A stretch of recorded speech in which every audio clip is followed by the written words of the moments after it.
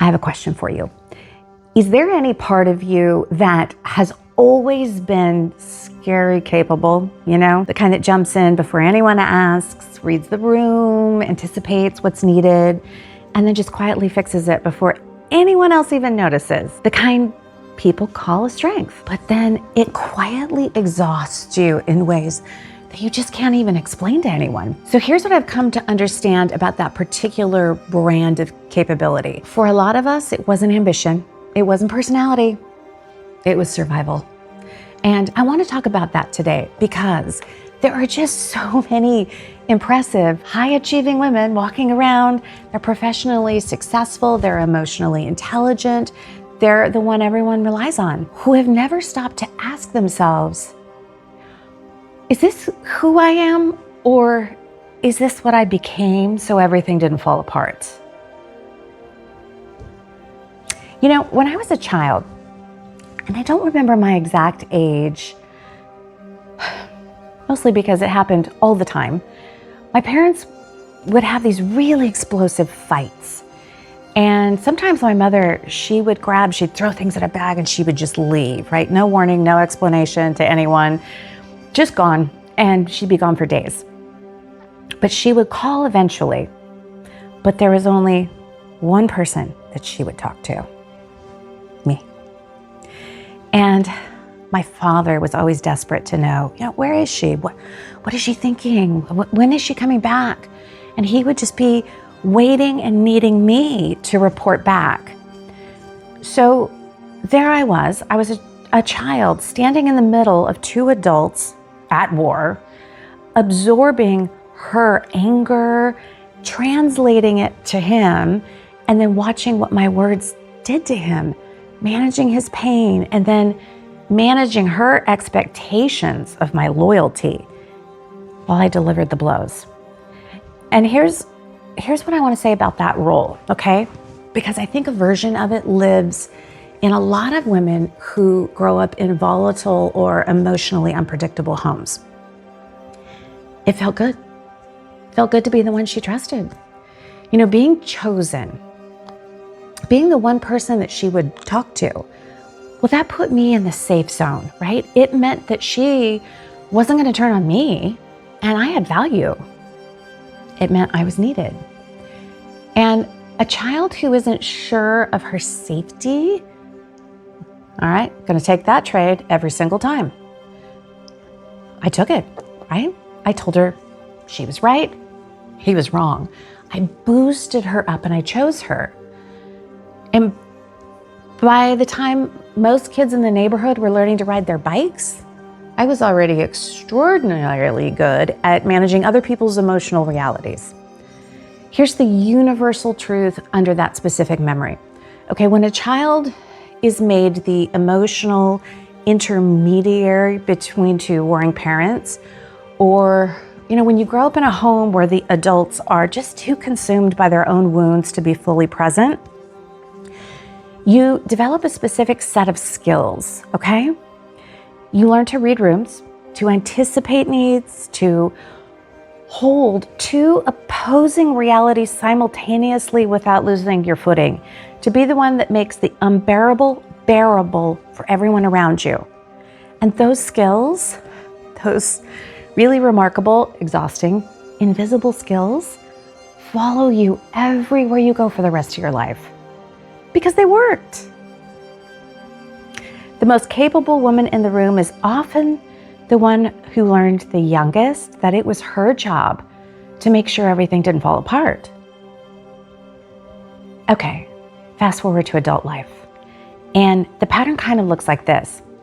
Okay, I attract people who are struggling. It's not something that I do consciously. They find me, men, women, strangers. People open up to me about the most personal things within minutes of meeting me. And they tell me things they haven't told anyone. And I think I give good advice, like really genuinely good. I can see into someone's situation, I think, with a clarity that surprises them. And I can hold their pain without flinching and try and help them find the way through. And from the outside, I think that it looks like a superpower. But from the inside, it sometimes actually feels like the only way I know how to connect. Not through who I am, but through what I can do for you. So a counselor once asked me something, that I've never forgotten this. She asked, how many of your friends did you pick versus the ones who picked you? I had to go home and think about it. And I started to make a list, and I realized, well, all of them picked me. Every single friendship in my life had been initiated by someone else. Someone who needed something, someone who recognized in me a person that would show up and hold things and help them figure it out. And I had let them in because being needed felt like being loved.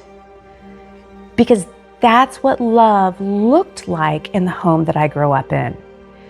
And this is the specific cost that nobody talks about when we celebrate the high achieving woman from a difficult home. You tend to be surrounded by people who need you.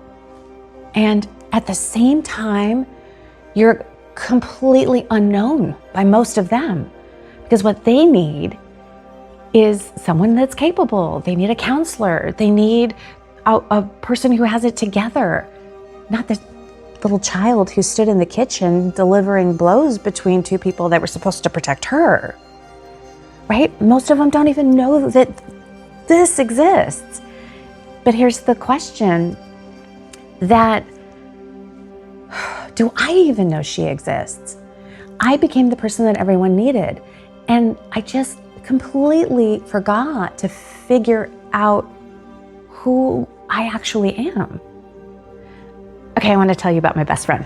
Okay, so we met because her husband came to fix something in my office, and I had my newborn there. He mentioned his wife had just had a baby. She was struggling with nursing. I had just been through the same thing. And he goes, I have to put you guys in touch. Will you talk with her? So we both got on the phone, and it was like immediately I was talking to someone I'd known my whole life. And our lives have just mirrored each other in ways that it's almost uncanny. We've always been pregnant at the same time, 3 times.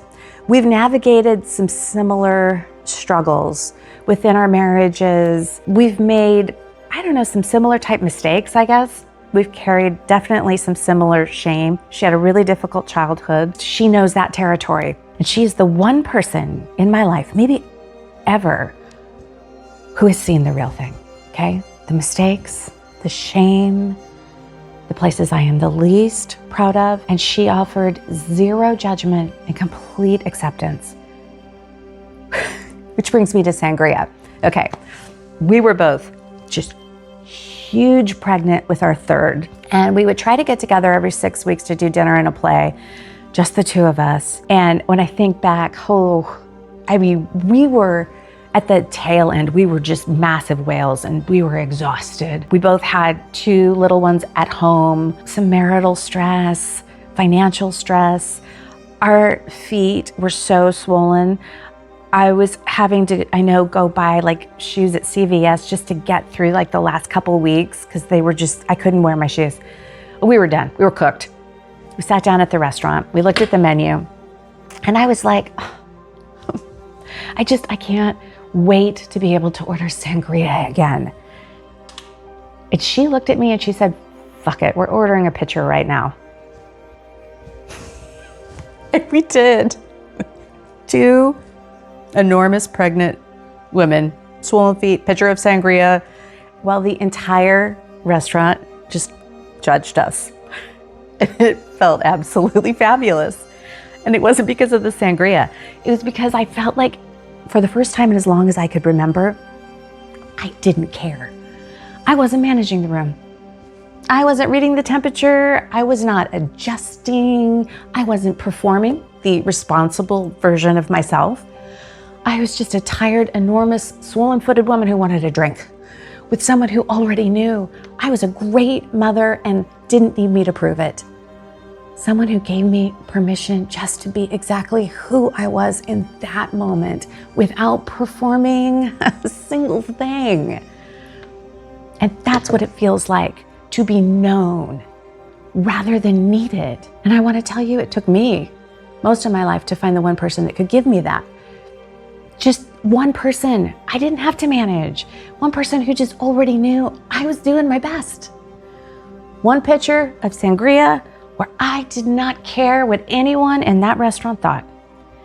That felt like freedom. So, why is it so dang hard to find that connection? Because finding it requires doing the one thing I was never taught. Reaching first. Not as the helper, not as the one that sees what they need, but somebody who simply says, gosh, I want to know you because something in them makes me feel more alive, not because they need fixing. And that is terrifying when your entire sense of safety is built on being necessary. Okay, needed, that's guaranteed. Wanted, I don't know, that could disappear. For most of my life, wanted felt far more dangerous than it needed to. But the relationship that actually fills you up, it doesn't start with someone needing you. It starts with a mutual seeing, right? Someone who isn't a project, someone you choose, not because you can manage them, but because you just want to walk alongside them. And choosing looks like this. You got to feel a spark of recognition, and then instead of waiting for them, you reach. I'm still practicing this. Some days, I will be honest, it still feels really unnatural for me. But it is the only way that I move from being just needed to being known. So, okay, here's what I want to just leave you with today. If you are the capable one, right, the one everybody comes to, the one that holds everything together, giving brilliant advice, while quietly wondering if that's all you are to anyone, I just want you to know that capability is real, okay? It's a genuine gift. The empathy, the ability to hold space, the clarity that you have for other people's situations, those are earned and they are super valuable. But they're not the whole you. And the work, I think, is not to dismantle the capability. It's to ask the questions underneath it, right? What would I actually want if I wasn't responsible for everyone else's okay? You know, just sit with that. I feel like it can be a little uncomfortable and it might not even have an immediate answer, especially if you've made decades making yourself useful versus known. And then I think the next question that's even harder, is there anyone in my life that knows the answer to that question besides me? So if the answer is yes, hold on to that person, order the sangria, don't manage the room. But if the answer is not yet, okay, that's okay. And that's part of why I'm sitting here having this particular conversation with you. Okay, I'm Deb Gorbenka. This is Beauty Brains Bubbly Uncorked, and I'll see you next week.